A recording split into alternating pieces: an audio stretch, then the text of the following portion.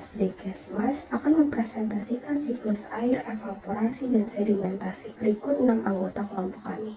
Perkenalkan, nama saya Felicia Narwasturante. Saya Rika Nadira Dia Reski Pertiwi. Perkenalkan, nama saya Nadia Febrianti. Perkenalkan, nama saya Cantika Diva Dwi Putri. Perkenalkan, nama saya Andakila Ramadhani Anambinta. Saya Hairudisa Lestari. Siklus air atmosfer global. Uap air adalah gas rumah kaca dominan yang berperan dalam pemanasan sistem iklim sekitar 24 derajat Celcius. Meski pasif di troposfer, uap air merupakan bagian dari iklim sistem umpan balik karena dipengaruhi oleh suhu. Respon siklus hidrologi terhadap pemanasan global memiliki dampak luas, mempengaruhi distribusi curah hujan yang ekstrim dan perubahan hidrologis yang mungkin lebih parah akibat pemanasan iklim daripada perubahan suhu. Air di planet bumi.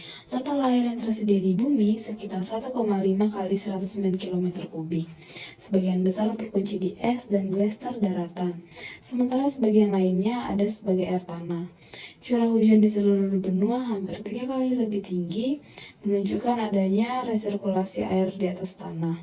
Pertukaran air antara lautan dan daratan berbeda di Atlantik dan Hindia. Uap air di atmosfer diukur dan dianalisis baik oleh layanan cuaca operasional dan program analisis ulang. Namun, perhatian khusus tetap perlu diberikan dalam mengidentifikasi tren curah hujan.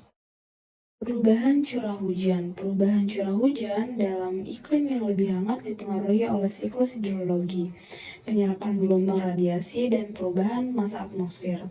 Model menunjukkan fluks panas laten dapat melebih karena penyerapan radiasi atmosfer. Peningkatan uap air juga mempengaruhi pengangkutan ke wilayah polewar dan pola evaporasi presipitasi. Curah hujan ekstrim diprediksi meningkat dalam intensitas dan durasi, tetapi perubahan ini mungkin sulit diamati sekarang. Perubahan ini juga dapat mempengaruhi siklon tropis dan distribusi basah kering. Penelitian menunjukkan peningkatan curah hujan ekstrim yang signifikan. Dampak perubahan ini terhadap masyarakat dan lingkungan di masa depan masih belum jelas. Yang terakhir ada uap air sebagai gas rumah kaca. Uap air dalam atmosfer bergerak secara kompleks, secara vertikal dan horizontal, dipengaruhi oleh suhu dan kondensasi. Proses penguapan dari lautan dan permukaan tanah mengisi ulang uap air. Namun, suhu juga mempengaruhi proses ini. Penyerapan uap air terutama terjadi di sayap pita sektral yang mendekati saturasi. Model iklim dengan resolusi rendah kesulitan menggambarkan perubahan tajam. Dalam kelembapan uap air memiliki peran penting dalam mengatur sistem iklim dan perlu dipertimbangkan dalam model iklim.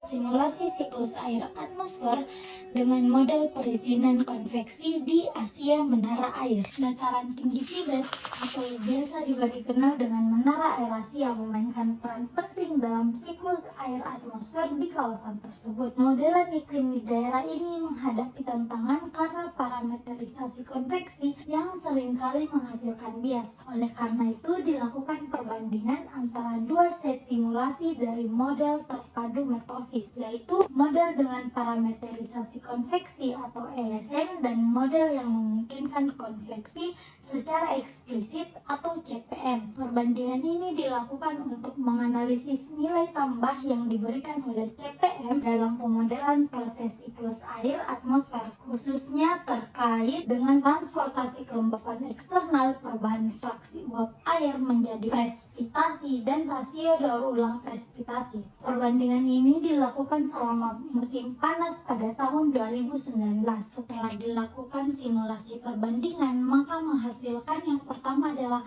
peningkatan presipitasi dan penguapan. Hasil simulasi menunjukkan bahwa presipitasi dan penguapan di atas TP meningkat secara signifikan dalam model CPM dibandingkan dengan LSM, yang disebabkan representasi yang lebih realistis dari fraksi uap air yang berubah menjadi presipitasi dalam model CPM. Yang kedua adalah bias basah yang berkurang. LSM menunjukkan bias basah yang lebih besar pada TP karena menghasilkan konveksi yang berlebihan. Sebaliknya, CPM menunjukkan estimasi yang lebih akurat dan bebas dari bias. Yang ketiga adalah transportasi kelembapan. CPM mencatat lebih sedikit konvergensi uap air yang didominasi oleh aliran keluar yang lebih kuat melalui tepi timur TP. Hal ini menunjukkan efek positif dari konveksi yang lebih baik pada pengangkutan uap air di atas TP. Yang terakhir adalah reproduksi proses siklus air, menunjukkan bahwa CPM adalah alat yang efektif untuk memproduksi pengangkatan uap air dan proses siklus air atmosfer di atas dataran tinggi Tibet. Hal ini penting untuk memahami iklim di kawasan tersebut serta daerah lain dengan topografi yang lebih kompleks. Jadi, model yang memungkinkan konveksi atau CPM memberikan keuntungan signifikan dibandingkan dengan model yang menggunakan parameterisasi konveksi atau LSM. Dalam hal akurasi pemodelan siklus air atmosfer, CPM mampu memberikan gambaran yang lebih baik mengenai transportasi kelembapan dan proses siklus air di atas menara air Asia.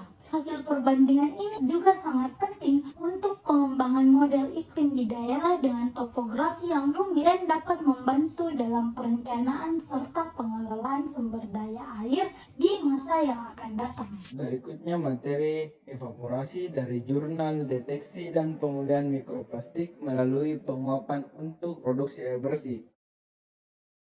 Pemulihan mikroplastik. Polusi plastik adalah masalah global yang mendesak. Hanya 26% plastik didaur ulang, sementara sisanya hancur menjadi partikel mikro. Oleh karena itu, perlu pertimbangan penggunaan spektroskopi FTIR untuk menilai kemampuan absorpsi PEI terhadap mikroplastik dalam desalinisasi air. Fokusnya adalah penggunaan GFPEI dalam menghilangkan MP dari air laut agar dapat mengevaluasi kinerja dan mekanisme CFPEI dalam menghilangkan mikroplastik dari air.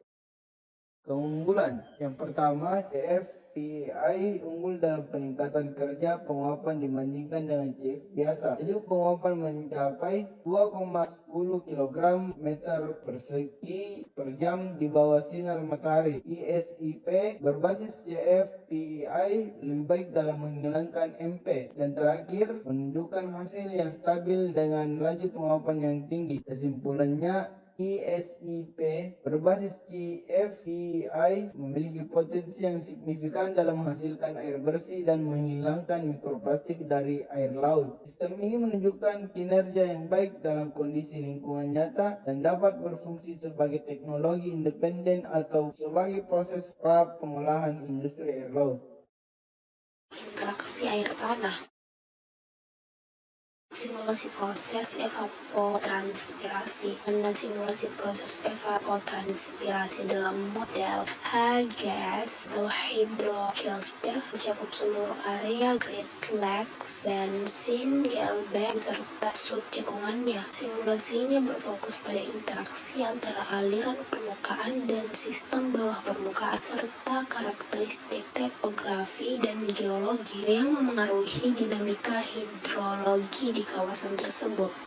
Kemudian ada tahap simulasi. Yang pertama itu ada konfigurasi model, yaitu menggabungkan data topografi dari berbagai sumber dan menyesuaikannya. Yang kedua ada jaringan model, di mana mempertimbangkan variasi penggunaan land yang memengaruhi evapotranspirasi. Yang ketiga ada data tanah dan geologi, di mana memahami struktur geologis terhadap aliran air. Yang keempat ada kalibrasi model, di mana menggunakan data aliran sungai yang diukur dan memastikan kecocokan dengan simulasi. Nah, yang terakhir ada hasil simulasi. Yang pertama itu pola flux air dan evapotranspirasi yang bervariasi dipengaruhi oleh jenis lahan dan karakteristik bawah permukaan. Nah, yang kedua ada kalibrasi model, dapat memprediksi perilaku hidrologi. Yang ketiga ada pengelolaan sumber daya air yang berkelanjutan sangat dibutuhkan akibat perubahan iklim dan penggunaan lahan. Materi yang selanjutnya yaitu sedimentasi. Perubahan fitur kimia secara vertikal dan horizontal sedimen dasar di bagian sungai dan danau di sistem sungai dan laut. Peran sedimen dasar dalam ekosistem perairan. Sedimen dasar memainkan peran kunci sebagai perangkap unsur hara sekaligus menjadi sumber nutrisi yang berkelanjutan.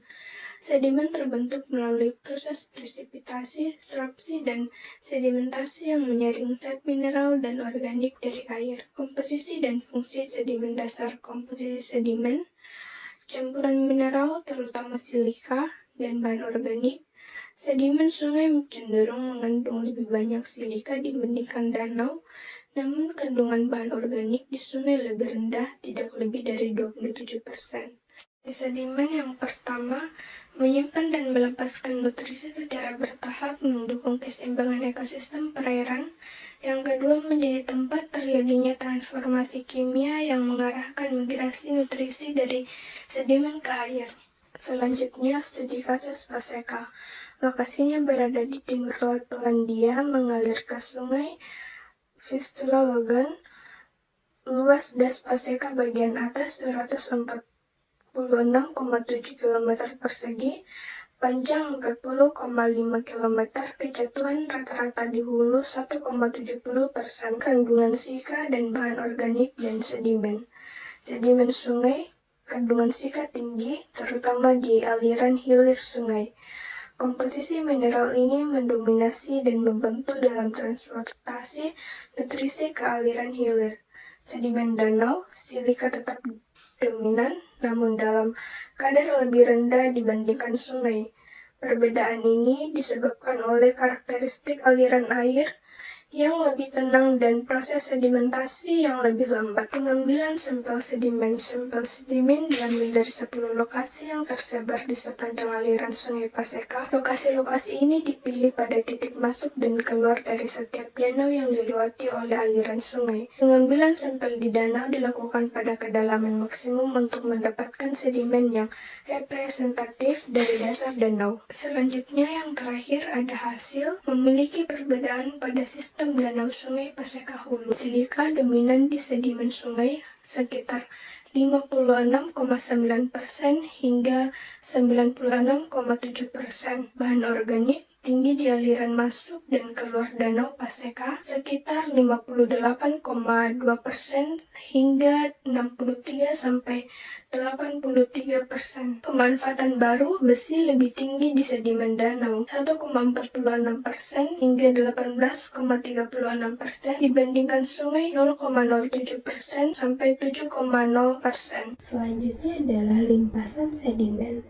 Pengaruh dari variabilitas iklim, penggunaan lahan, dan aktivitas manusia. Cekungan Sungai Huaihe atau CSH adalah basis pertanian penting di Tiongkok dengan erosi tanah yang parah. Penurunan limpasan tahunan dari 1950 hingga 2005 telah terjadi. Studi menunjukkan bahwa perubahan iklim dan penggunaan lahan berkontribusi terhadap variasi limpasan di bagian tengah CSH. Berikut 6 hasil penilaiannya. Yang pertama adalah periode total dipisahkan menjadi 3 subperiode dengan menetapkan model SWOT. Yang kedua, hasil analisis sensitivitas parameter berubah selama subperiode dan subwilayah yang berbeda. Yang ketiga, efek aktivitas manusia meningkat akibat perubahan penggunaan lahan. Yang keempat, curah hujan di Wangjaba menurun dari tahun 1981 hingga 2019 yang terjadi selama periode musim banjir. Yang kelima, variasi proses hidrologi selama 40 tahun terakhir di Wangjaba mencakup limpasan, beban hasil sedimen, dan konsentrasi sedimen tersuspensi.